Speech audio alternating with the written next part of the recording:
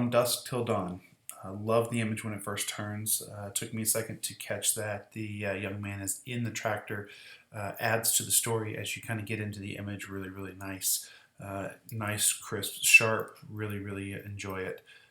So presentation really clean and nice. And so overall, fantastic image. Let's kind of dive into it a little bit. So first, let's just flip the image here so you can kind of see what happens when you flip it and where your eye goes to. And I don't know about y'all, but immediately to me, I go right to this super highlight of the headlamp coming off of the tractor.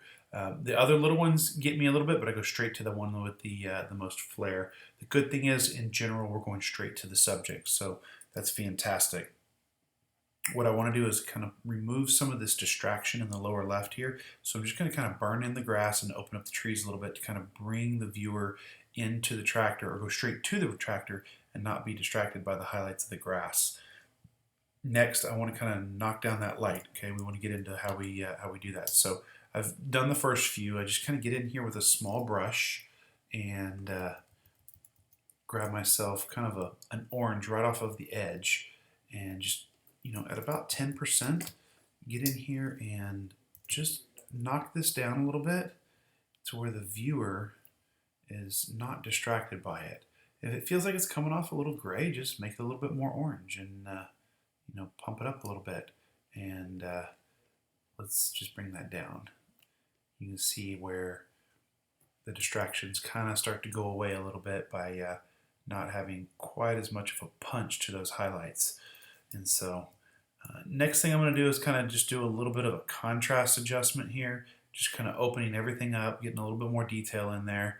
I'll finish it off with a little bit of a dodge and burn. I'll do a color burn to kind of bring in that color that's in the grass and get that nice warm complement to that cool sky that's done so well. So just kind of burn in with a little bit of additional color. And then the final thing that I'm going to do is I'm just going to perfect what I faked there. So these lights look a little fake, they look a little flat. And that's because there's no grain. So there's grain here in the tractor, and I want to get rid of all that grain here. And so I'm actually going to do a new layer. I'm going to change the blending mode to soft light. I'm going to check 50% gray, and we're just going to call this noise. And then I'm going to go right up into here and just go into my noise, add noise. I'm going to do a Gaussian monochromatic noise here, and then just going to fade that filter down quite a bit until that noise in the headlamp starts to match everything else. And then from there, I'll just do a black mask and come in here and at 100% just add that noise back into the lights themselves so it looks like part of the original image and not something that we painted in. As we're in here, you can see there's a little bit of a shadow line that kind of runs through the subject's face. I would dodge and burn that until that kind of goes away.